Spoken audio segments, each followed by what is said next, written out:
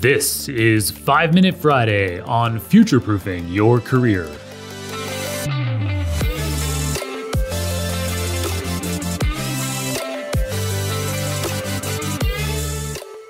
At the beginning of 2021, I asked the following on Twitter. What questions do you have about machine learning as a science or as a career? In response, I was asked some terrific questions about data science, many of which are popular ones that I've been asked time and again. In today's 5 Minute Friday, I'll answer the ones I thought would be most valuable for everyone to hear the answer to. Gabriel, who appears to be Brazilian, but indicates his location is quote-unquote lost and found, asked me, is a career in data science really future-proof? What are the odds of another AI winter and a crisis in this career? Well, as a lifelong student of probability, I'm never 100% sure of anything, especially if it's a prediction of the future. But with the proliferation of sensors everywhere accelerating all the time, which will only be amplified further in the coming years by the 5G quote-unquote Internet of Things, this will enable the amount of data stored on the planet to double about every 18 months. So I think a career in data science is about the safest bet out there. More and more of the data that gets stored is noise, and so data scientists should be ever more critical, to devise and apply techniques to distill meaningful signals from the noise and drive commercial value with data. Given this abundance of data, it will be more and more important to be able to engineer machine learning pipelines. So I do recommend data science develop an understanding of software engineering best practices, including algorithms and data structures. That should help you stay totally future-proofed. All of that said, I do think that AI is currently a bit overhyped. But I don't think we're going to have an AI winter like we had in, say, the 1980s.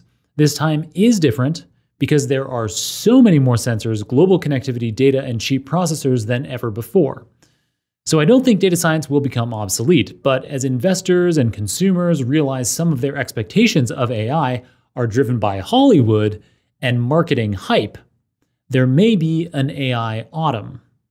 For more on that, check out The Economist's special Technology Quarterly issue from June 13th on artificial intelligence and its limits. In a similar vein to Gabriel's question about the future-proofness of data science, the French Martinican cloud consultant Frédéric Arnaud asked, is AutoML the future of this field? So AutoML stands for Automated Machine Learning.